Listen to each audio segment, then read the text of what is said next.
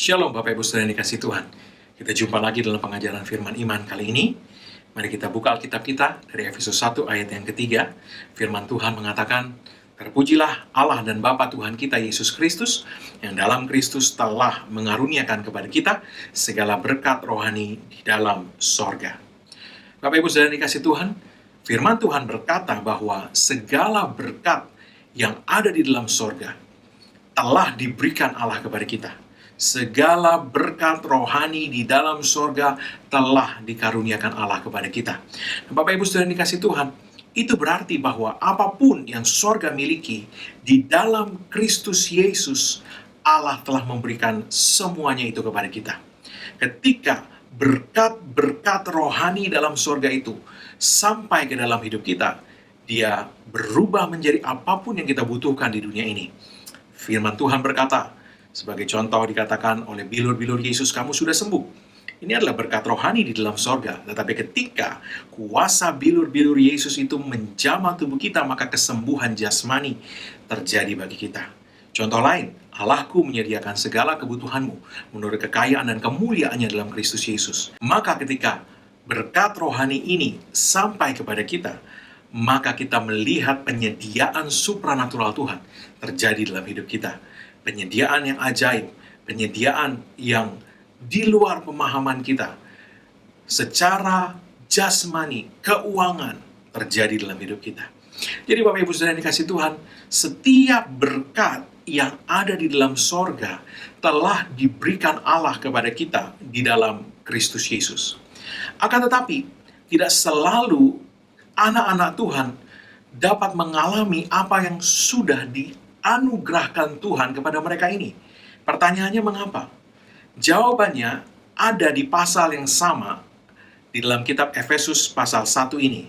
Kalau kita lihat beberapa ayat saja di bawah, yaitu ayat 17, kita akan melihat bahwa setelah Paulus mengatakan bahwa segala berkat yang ada di dalam sorga telah diberikan Allah kepada kita di dalam Kristus Yesus, maka di ayat 17 oleh ilham Roh Kudus, Paulus berdoa bagi orang-orang Efesus yang menerima surat Paulus ini, agar supaya Tuhan membuat mereka dapat memahami apa yang Tuhan sudah sediakan bagi mereka ini, sudah anugerahkan kepada mereka ini. Mari kita lihat Efesus 1 ayat 17-19. Dikatakan demikian, dan meminta kepada Allah Tuhan kita Yesus Kristus, yaitu Bapa yang mulia itu, supaya Ia memberikan kepadamu roh hikmat dan wahyu untuk mengenal Dia dengan benar, dan supaya Ia menjadikan mata hatimu terang, agar kamu mengerti pengharapan apakah yang terkandung dalam panggilannya, betapa kayanya kemuliaan bagian yang ditentukannya bagi orang-orang kudus, dan betapa hebat kuasanya bagi kita yang percaya, sesuai dengan kekuatan kuasanya.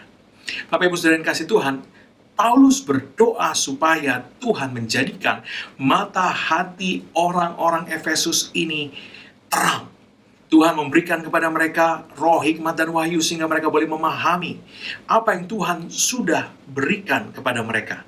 Jadi seringkali yang membuat banyak anak-anak Tuhan tidak mengalami apa yang seharusnya mereka alami sebab sudah dikaruniakan Allah kepada mereka di dalam Kristus Yesus adalah karena mereka tidak dapat melihat, memahami apa yang Tuhan sudah sediakan bagi mereka. Betapa kayanya kemuliaan bagian yang ditentukannya bagi orang-orang kudus sudah dikaruniakan, dan betapa hebat kuasanya bagi kita yang percaya. Ini juga sudah dikaruniakan.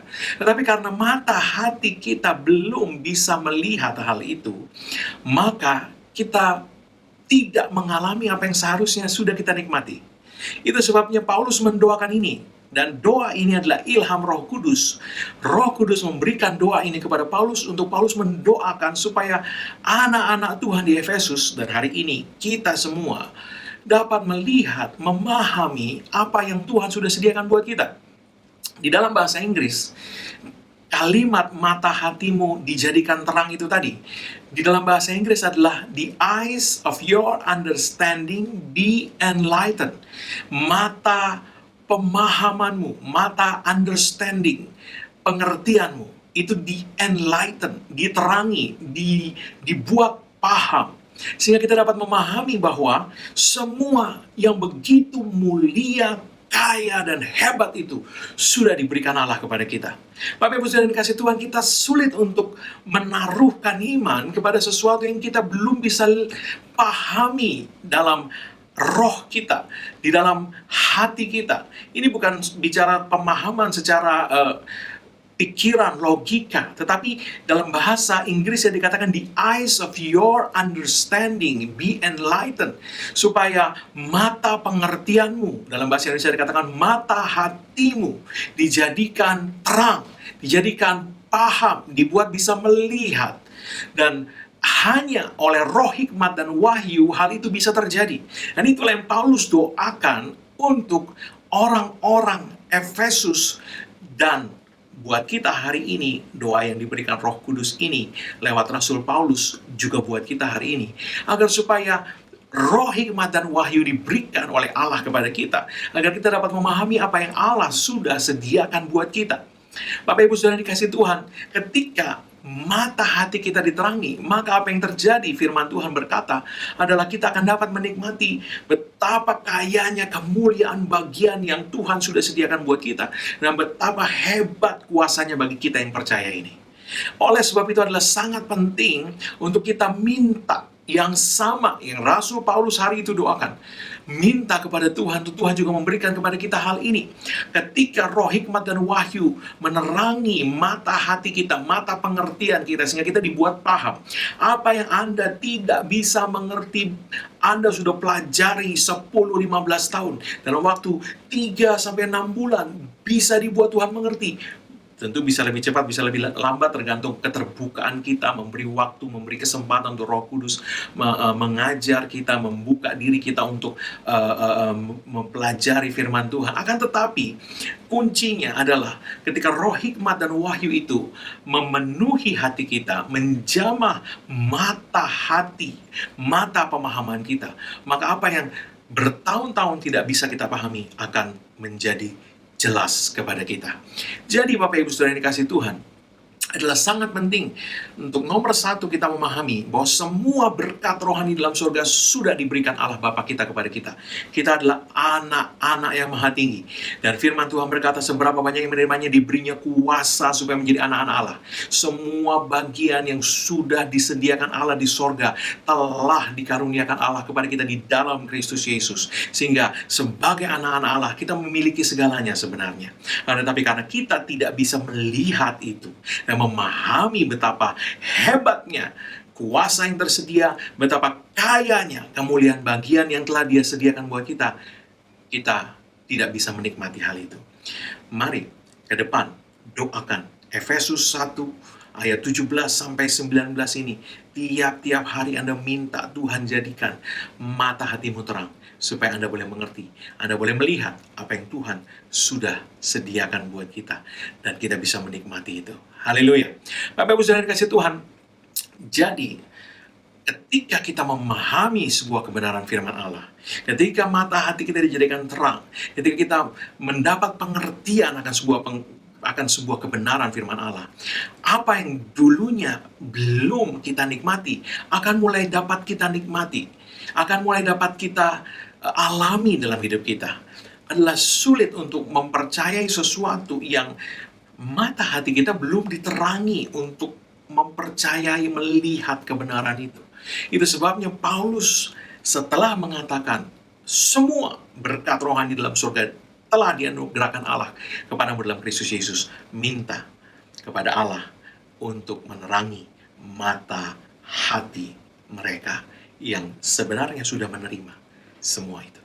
Bapak Ibu Saudara yang kasih Tuhan, adalah sangat penting untuk kita memiliki pemahaman akan kebenaran firman Allah, bagian yang telah Allah sediakan, berkat yang telah Tuhan berikan kepada kita dalam Kristus Yesus, sehingga kita bisa menikmati semuanya itu. Bapak Ibu Saudara yang kasih Tuhan, kita mau belajar lebih jauh mengenai apa yang kita lihat minggu lalu. Kita sudah melihat bahwa tubuh Kristus itu membawa kesembuhan bagi kita. Lewat perjamuan Tuhan, ada kuasa kesembuhan ilahi yang bekerja lewat tubuh Tuhan yang kita terima. Dan firman Tuhan berkata bahwa oleh bilur-bilur Yesus kamu sudah sembuh. Kita akan melanjutkan dari apa yang kita pelajari ini minggu lalu. Mari kita buka kembali 1 Petrus 2 ayat 24. Firman Tuhan berkata, who his own self bear our sins in his own body on the tree, that we, being dead to sins, should live unto righteousness, by whose stripes ye were healed. Dalam bahasa Inggris dikatakan, ia sendiri telah memikul dosa kita di dalam tubuhnya di kayu salib, supaya kita yang telah mati terhadap dosa, hidup untuk kebenaran. Oleh bilur-bilurnya, kamu telah sembuh. Kita ketemu lagi dengan kata telah. Bapak Ibu Saudara yang kasih Tuhan, kita perlu memahami bahwa ketika Yesus menyelesaikan karya penebusannya di kayu salib, semuanya sudah selesai. Yesus mendeklarasikan itu ketika dia tergantung di kayu salib. Sebelum dia menyerahkan nyawanya, dia berkata, sudah selesai. Baru setelah itu dia menyerahkan nyawanya. Bapak Ibu Saudara yang dikasih Tuhan, kematian dan kebangkitan Kristus menyatakan bahwa karya penebusan, termasuk kesembuhan ilahi, termasuk berkat materi, semua sudah diselesaikan Kristus bagi kita.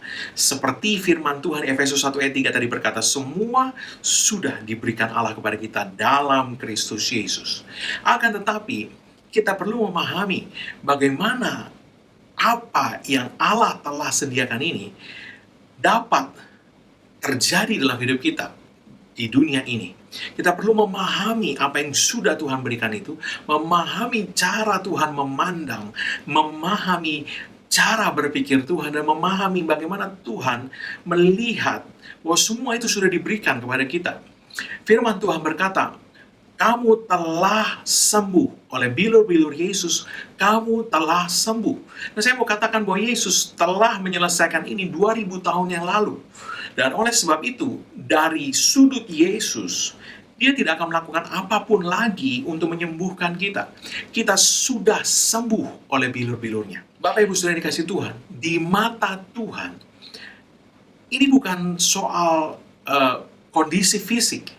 Di mata Tuhan, ini adalah perkara rohani yang telah selesai, telah diberikan Allah kepada kita. Ini bicara bukan bagaimana kondisi fisik seseorang, tetapi ini bicara secara spiritual, secara rohani, apakah sesuatu itu punya hak untuk eksis atau untuk ada di dalam hidup anak-anak Tuhan. Apakah sesuatu yang dikatakan itu mempunyai hak legal untuk ada dalam hidup anak-anak Tuhan?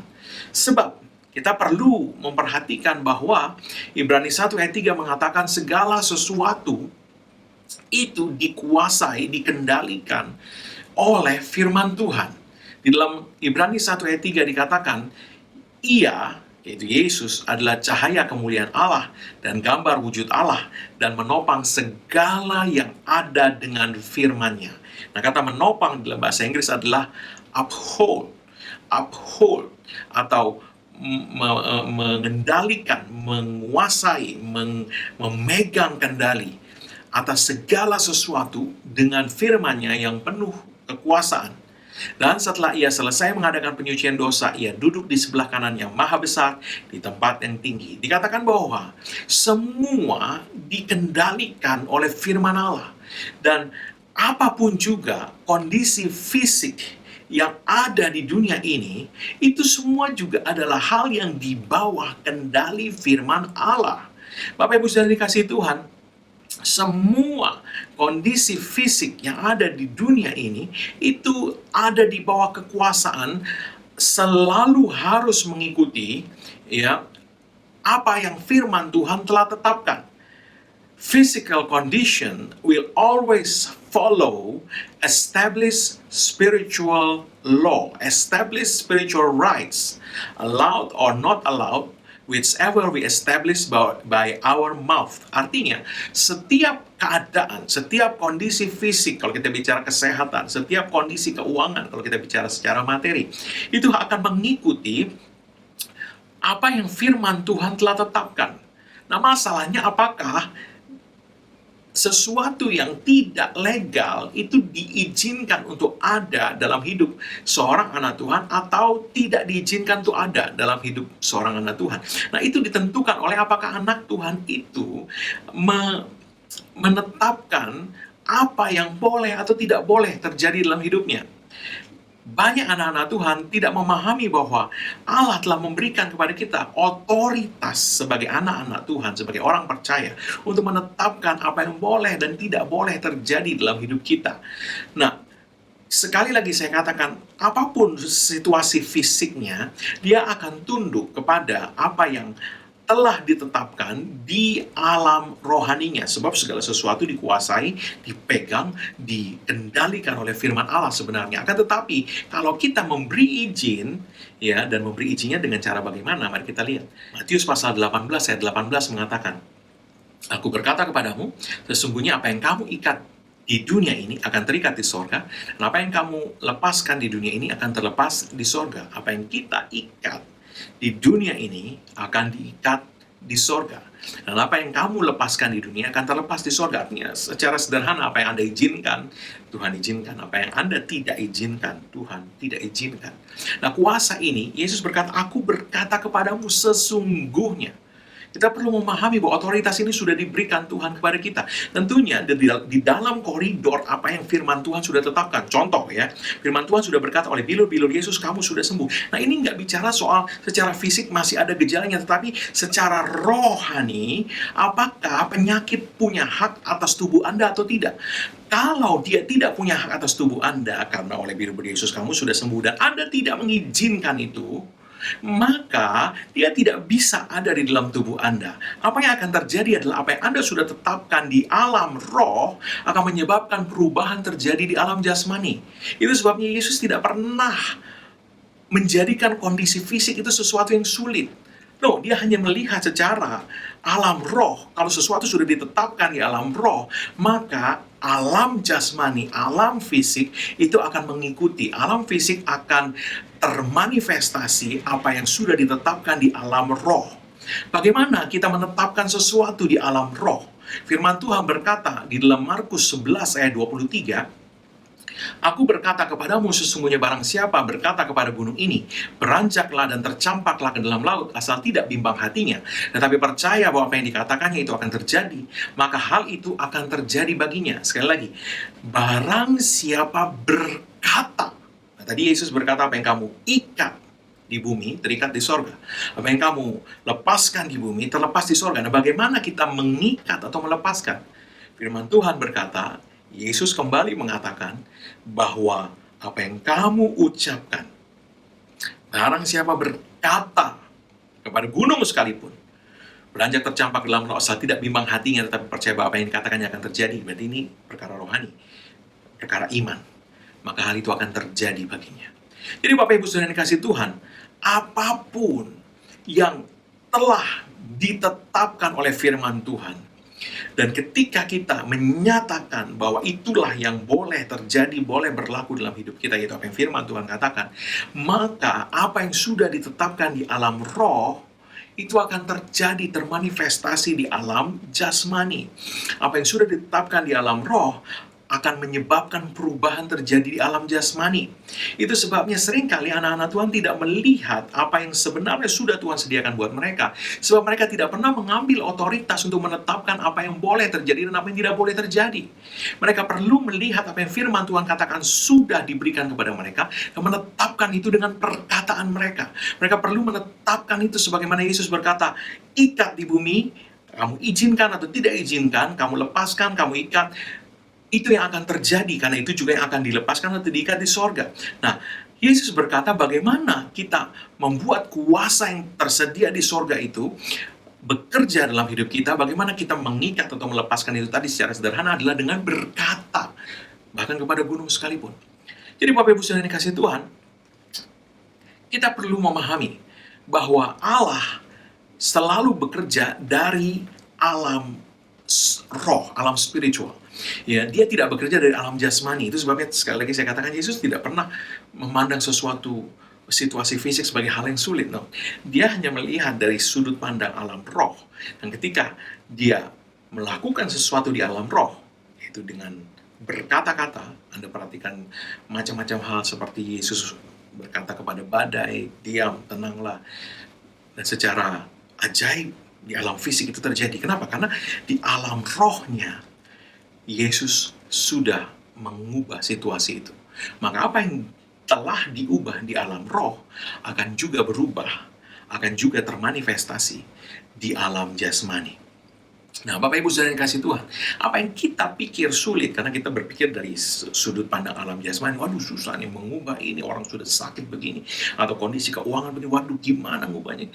Kita melihat dari sudut fisik, sehingga kita merasa itu begitu sulit.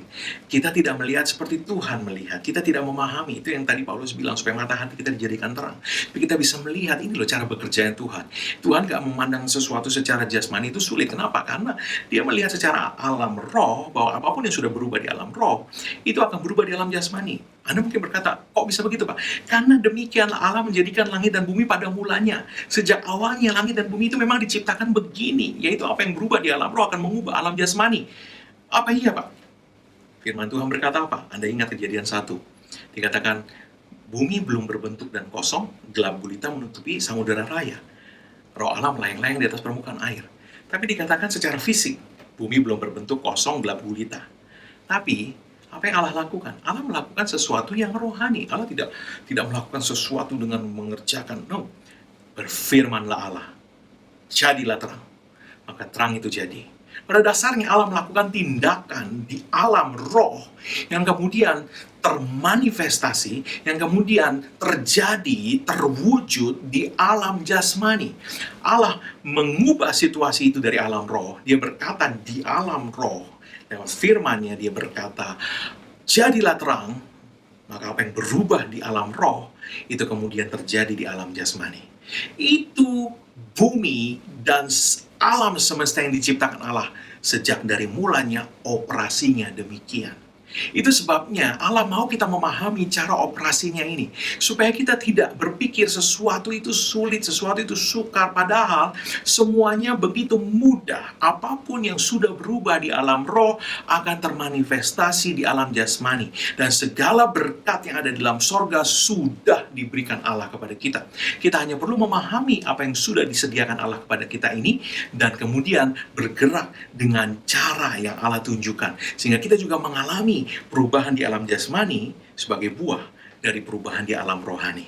Bapak Ibu Saudara yang kasih Tuhan, jadi kita perlu memahami ini, saya garis bawahi lagi, bahwa apapun yang sudah berubah di alam rohani akan selalu termanifestasi di alam jasmani. Inilah hukum yang sudah diatur Allah sejak semula ketika Allah pertama kali menciptakan langit dan bumi ini. Ini bekerja sejak awal dan ini masih terus bekerja. Allah tidak pernah berubah.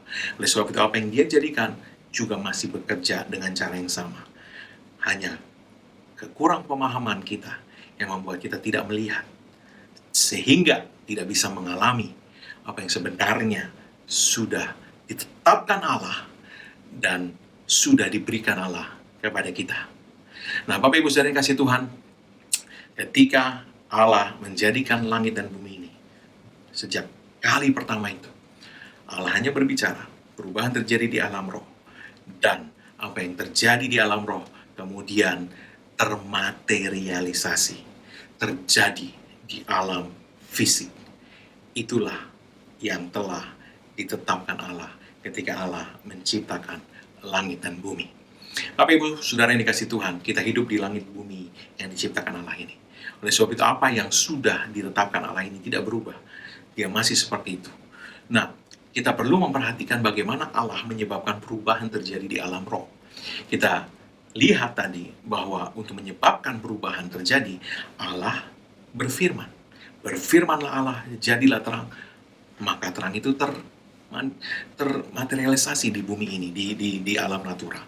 Jadi, kita perlu belajar bagaimana kita juga dapat beroperasi sebagaimana Bapa kita beroperasi.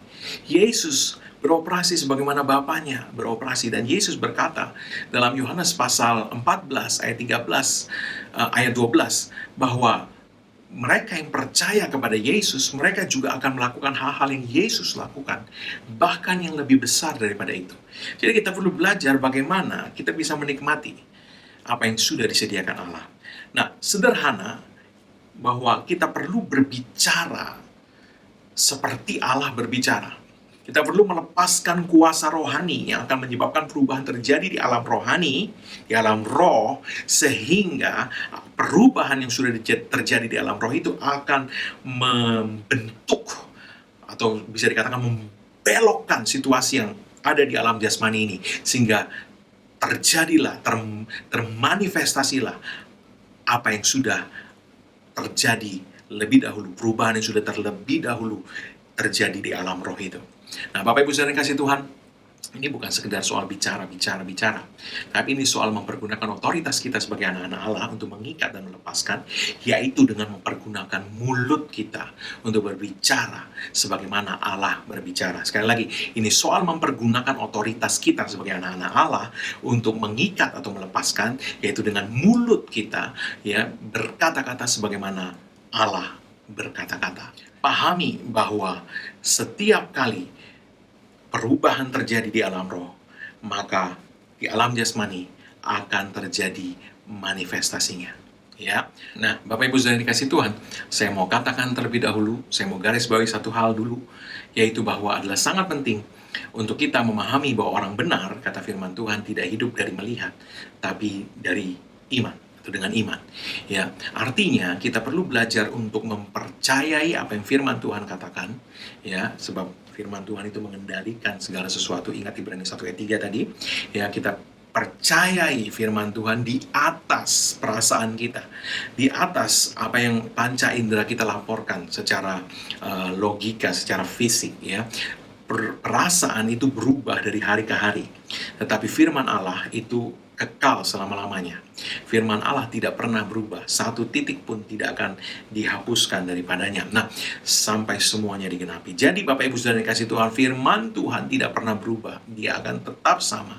Perasaan berubah-ubah, kita tidak bisa berjalan dengan perasaan. Ya, orang benar hidup dengan iman, bukan dengan melihat. Jadi saya bisa katakan apa yang Anda rasa itu tidak ada hubungannya dengan apakah Tuhan bekerja atau tidak. Tuhan pasti bekerja sesuai dengan firman-Nya. Dan seringkali kita kehilangan percaya karena kita lebih memperhatikan perasaan kita, logika kita, daripada apa yang Tuhan katakan. Saya mau katakan ini penting sekali, ya.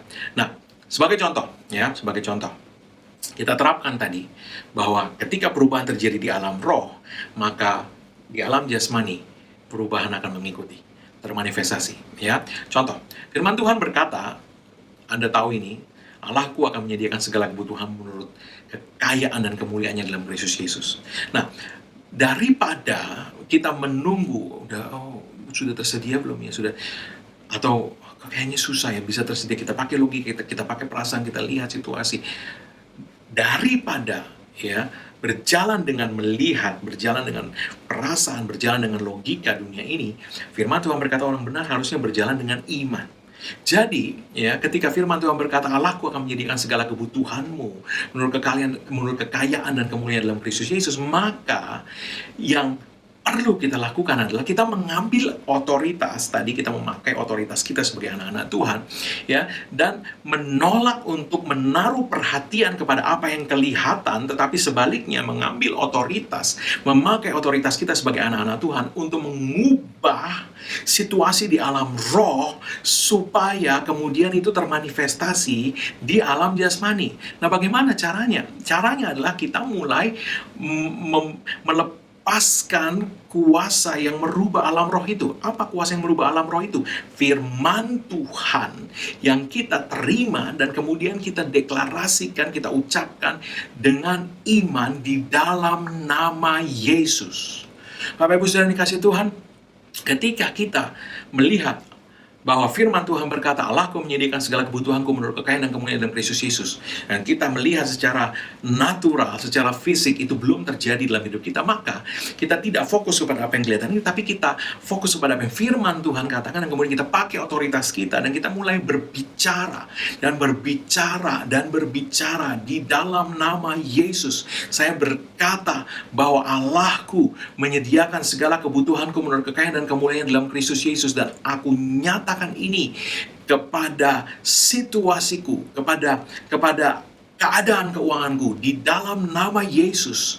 Aku bicara ke alam roh dan aku berbicara kepada pasukan malaikat yang tidak terhitung jumlahnya, bahwa Allahku menyediakan segala kebutuhanku menurut kekayaan dan kemuliaan dalam Kristus Yesus, dalam nama Yesus. Ketika Anda berbicara, ya, firman Tuhan berkata tadi, sekalipun kepada gunung Anda bicara tidak ragu, tapi dengan iman, maka perubahan akan terjadi di alam roh. Ketika perubahan terjadi di alam roh, maka apa yang sudah berubah di alam roh akan termanifestasi di alam jasmani.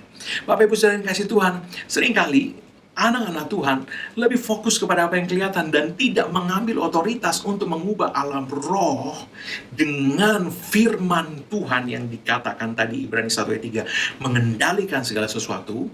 Mereka tidak mengambil otoritas untuk merubah alam roh dengan firman Tuhan itu, dan mereka hanya membiarkan itu. Bersikap pasif adalah sama juga dengan membiarkan. Kalau Anda melihat ada yang menyerobot rumah Anda, Anda hanya, ya semoga dia pindah dalam hati. Tanpa Anda melakukan sesuatu, Anda mengusir atau Anda memanggil polisi, maka apa yang akan terjadi adalah orang yang mencoba mengambil alih rumah Anda, mencoba masuk ke rumah Anda secara tidak sah, itu akan masuk dengan bebas ke rumah Anda, mengambil alih rumah Anda, sebab Anda tidak melakukan apa-apa. Anda bersikap pasif. Kita tidak bisa bersikap pasif ketika iblis berusaha menginvasi hidup kita, hak-hak kita sebagai anak-anak Allah, berkat-berkat kita. Kita tidak bisa bersikap pasif. Kita perlu mengambil otoritas di dalam nama Yesus dengan firman Tuhan dan berbicara, berkata-kata untuk tidak mengizinkan apa yang iblis mau lakukan itu terus bekerja dalam hidup kita. Kita mengikat apa yang iblis rencanakan itu, kita menghentikan itu di situ, dan kita melepaskan kuasa sorga. Apa yang Tuhan sudah tetapkan, oleh bila Yesus kamu sudah sembuh, Allah menyediakan segala kebutuhan menurut kemuliaan dalam Kristus itu, kita lepaskan ke dalam hidup kita.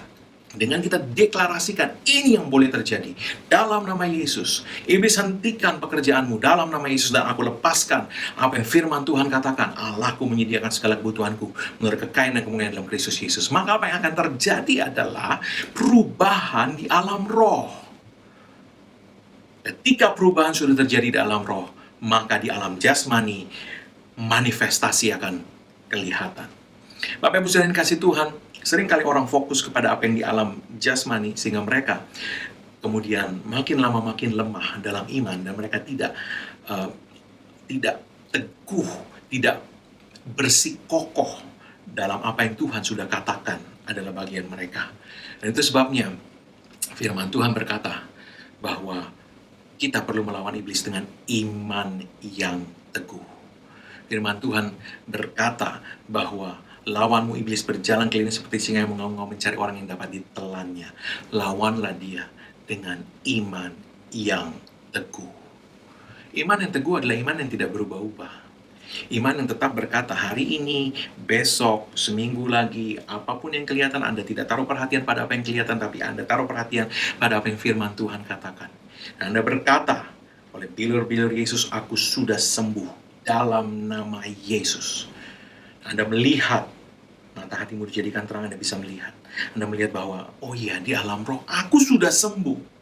Aku memang sudah sembuh. Aku memang sehat. Aku bukan sedang menunggu disembuhkan. Aku sudah sembuh. Oleh bilur-bilur Yesus, aku sudah sembuh. Maka perubahan yang ada terjadi di alam roh itu akan kemudian termanifestasi di alam jasmani, pada tubuh jasmanimu, pada situasi keuanganmu. Kita perlu memahami ini. Bapak Ibu Saudara yang dikasihi Tuhan, iman yang teguh adalah sangat berbahaya untuk hidup dengan mengandalkan panca indera kita. Sebab laporan-laporan fisik Itu bisa membuat kita melepaskan apa yang firman Tuhan sudah katakan. Itu sebabnya tadi sekali lagi saya katakan, semua sudah disediakan, semua sudah diberikan Tuhan.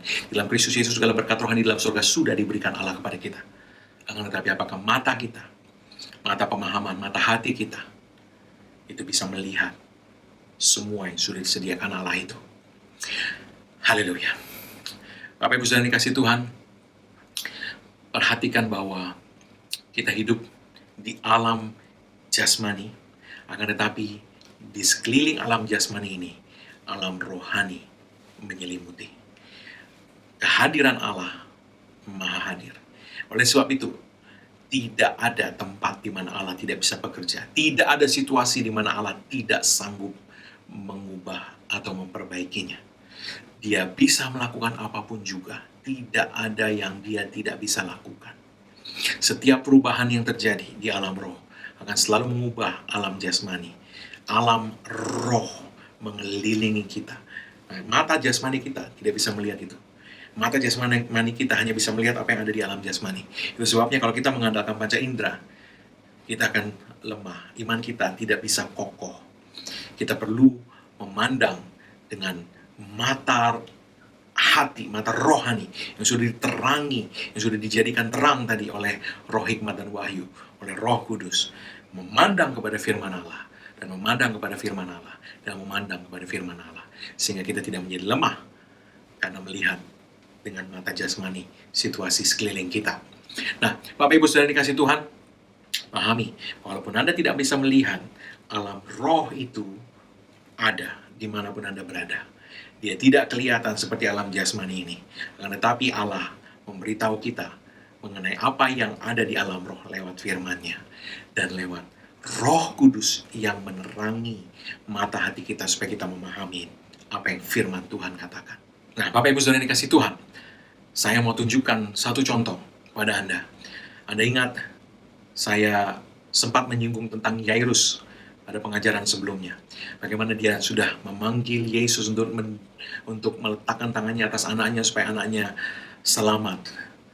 Dan apa yang terjadi, Yesus sudah setuju, Yesus sudah mau pergi ke rumah Yairus, tapi di tengah jalan terhenti karena ada perempuan yang sakit pendarahan menjamah jubah Yesus, sehingga Yesus berhenti dulu berbicara dengan perempuan sakit pendarahan ini. Dan apa yang terjadi adalah orang datang dari rumah Yairus mengatakan kepada Yairus bahwa anaknya sudah mati, tidak usah menyusahkan guru lagi. Anda lihat, ya, saya tadi sudah sempat mengatakan Yesus tidak pernah terganggu dengan situasi fisik.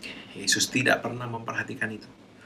Dan dia berkata kepada Yairus, jangan takut, percaya saja. Sekali lagi, Yesus berkata apa? Jangan takut, percaya saja. Bapak Ibu saudara kasih Tuhan, ini bicara, jangan takut. Kenapa? Karena melihat yang fisik. Percaya saja, iman itu hal, ya, alam roh, itu faktor yang ada dari alam rohani, ya. Nah, Bapak Ibu saudara kasih Tuhan, Yesus berkata, jangan bergerak secara fisik, bergerak secara roh.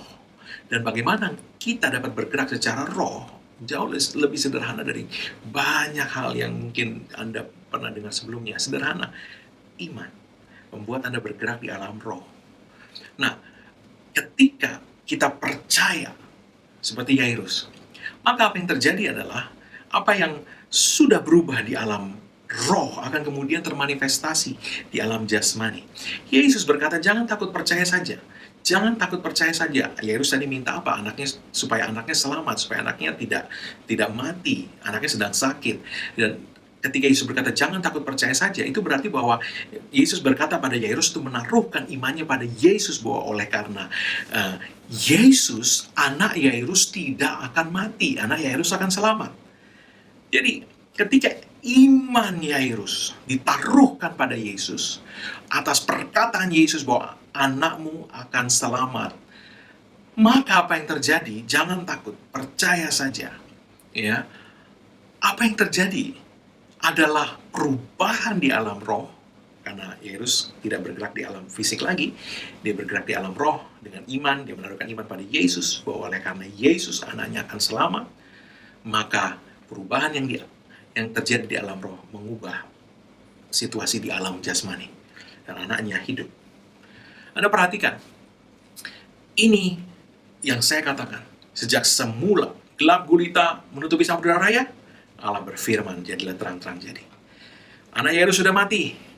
Yesus berkata, jangan takut, percaya saja. Anakmu akan selamat. Anaknya selamat. Sudah mati, tapi bangkit kembali. Jadi Anda lihat, apapun yang berubah di alam roh akan menyebabkan perubahan terjadi di alam jasmani. Mari kita lihat satu ayat, Yohanes 14 ayat 13. Firman Tuhan berkata, dan apa juga yang kamu minta dalam namaku, aku akan melakukannya, supaya Bapa dipermuliakan di dalam anak. Sekali lagi, apapun yang kamu minta. Bahasa Inggris itu ask, bahasa aslinya itu demand. Ya. Apapun yang kamu perintahkan atau kamu tetapkan, ya tentunya bukan merintahin Tuhan, ya, tapi memerintahkan kepada situasi di dunia ini. Apa yang kamu ikat di bumi terikat di sorga, apa yang kamu lepaskan di bumi terlepas di sorga. You make a demand. Ya, you make a demand of situation, of the devil. Ya, you make a demand in the name of Jesus. Anda buat demand, Anda buat tuntutan, Anda buat perintah di dalam nama Yesus. Ya, Anda perintahkan apa yang Anda mau di dalam nama Yesus kepada situasi di dunia ini, kepada iblis, sesuai dengan firman Allah. Anda perintahkan itu, maka Yesus berkata, aku akan melakukannya. Anda perhatikan, kita ini bicara di alam fisik. Kita ini bicara di alam fisik, kita ada di alam fisik, ya. Tapi kita dilingkupi oleh alam roh. Ketika kita bicara, maka kita, walaupun ada di alam fisik, kita bicara dengan iman, berkata-kata firman Tuhan, maka kita sedang beroperasi di alam roh.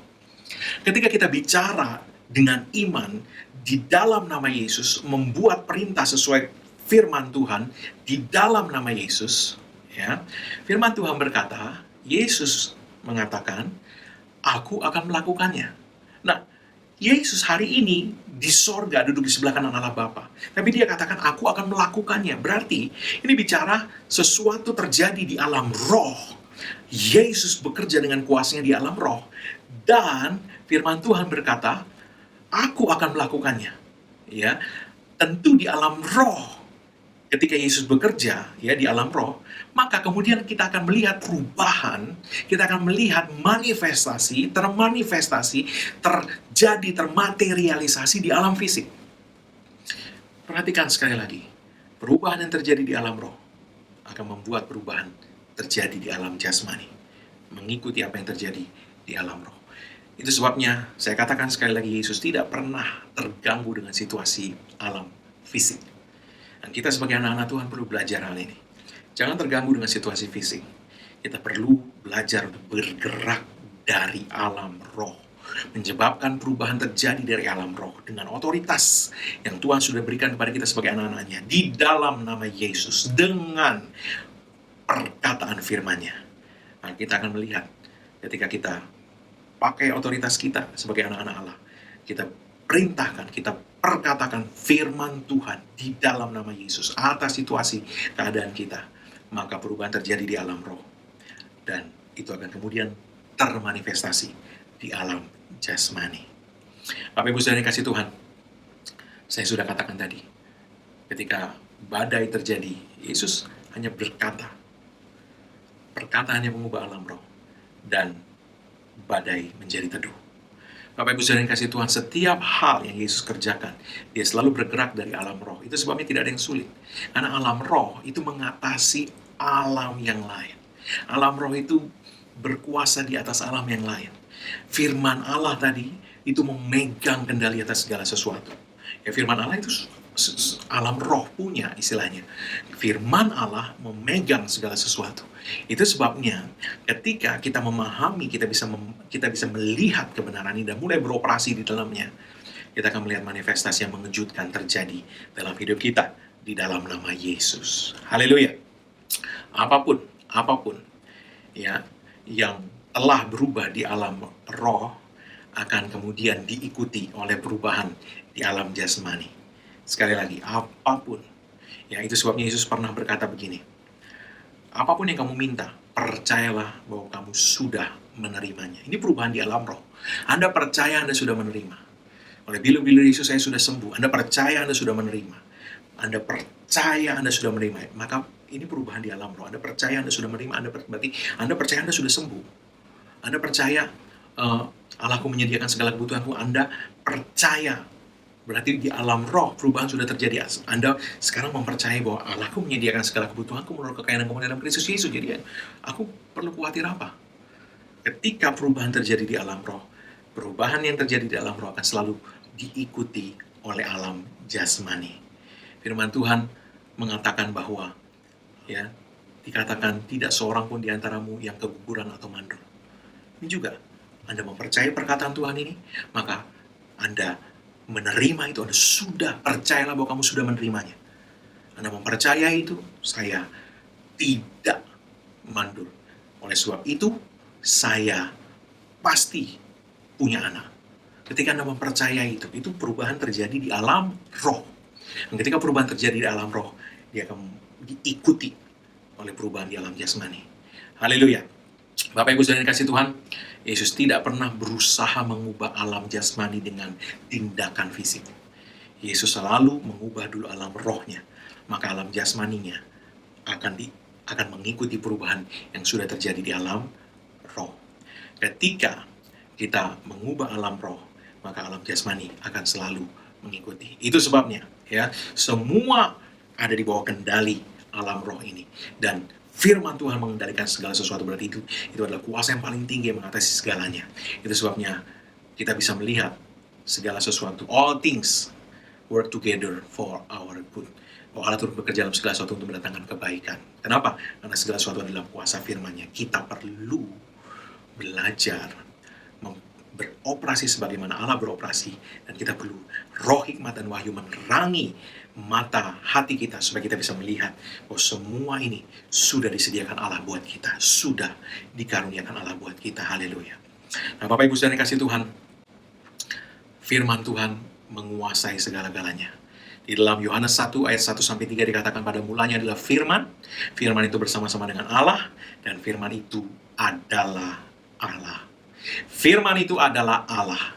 Kemanapun Anda bawa firman Tuhan, Anda sedang menghadirkan Tuhan, the person of God, His supreme authority, otoritas yang mengatasi segala sesuatu, kehadirannya di tempat di mana Anda berada, atas situasi yang Anda hadirkan firman Tuhan itu.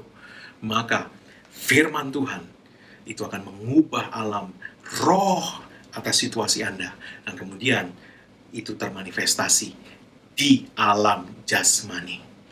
Dan karena alam roh ada di atas semua alam jasmani yang lain, dan firman Allah itu uphold everything, all things, memegang kendali atas segala sesuatu. Maka ketika Anda menghadirkan firman Tuhan, Allah yang maha tinggi memegang kendali atas situasi itu, perubahan terjadi sekali lagi di alam roh, perubahan akan diikuti di alam jasmani.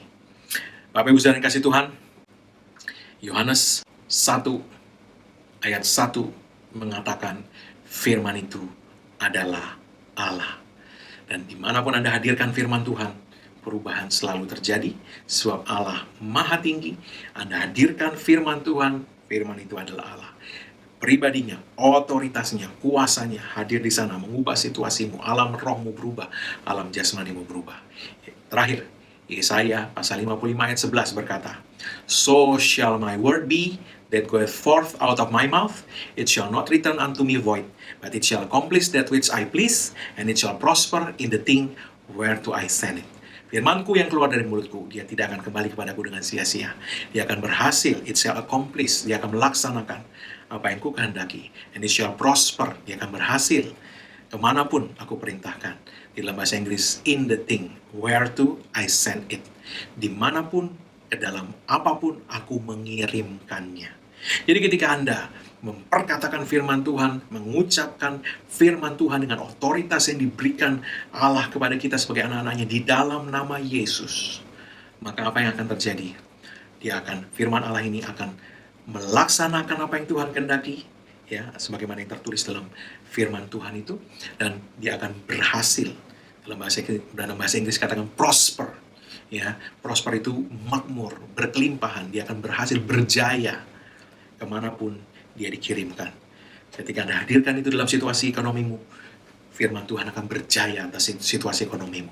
Anda kirimkan itu dalam kondisi rumah tanggamu, firman Tuhan akan berjaya atas ekonomimu, atas rumah tangga ekonomi. Anda hadirkan atas kesehatanmu, dia akan berjaya. Firman Tuhan akan berjaya atas situasi fisikmu, kondisi tubuhmu. Kemanapun Anda hadirkan firman Tuhan, it shall prosper. Dia akan berhasil. Dia akan berhasil, dia akan berjaya. Dia akan makmur kemanapun Anda kirimkan firman Tuhan di dalam nama Yesus. Haleluya. Saya berdoa dalam nama Yesus, mata hatimu Tuhan jadikan terang. Sebab Tuhan memberikan kepadamu roh hikmat dan wahyu, sehingga engkau boleh melihat apa yang Allah sudah sediakan bagimu. Semua berkat rohani dalam surga yang semua itu sudah diberikan kepadamu dalam Kristus Yesus. Kau bisa melihat itu. Kau bisa melihat betapa kayanya bagian yang ditentukan Allah bagimu di dalam Kristus Yesus, dan betapa hebat kuasanya bagi engkau yang percaya kepadanya. Dalam nama Yesus, amin. Mari angkat kedua tanganmu di hadapan Tuhan, dan terimalah berkat Tuhan, karena Yesus Kristus telah kerjakan bagi kita di kayu salib. Karena curahan darahnya akan menebus yang sempurna. Sekarang tidak lagi penghukuman bagi setiap orang yang ada dalam Kristus Yesus. Engkau telah ditebus, harganya telah dibayar lunas. Sebab itu semua kutuk tidak berlaku lagi dalam hidupmu. Yang ada hanyalah berkat Tuhan, tercurah berlimpah-limpah memberkati kau dalam segala hal. Oleh berkat Tuhan itu kau naik terus, tidak turun, kau jadi kepala bukan ekor. Apa yang sudah kamu dibuat Tuhan berhasil, dan dengan panjang umur Tuhan mengenyangkan engkau, dan Tuhan memperlihatkan padamu keselamatan daripadanya. Umurmu minimal 120 tahun, dan dipenuhi dengan hari-hari yang baik dari Tuhan. Dalam nama Yesus. Amin.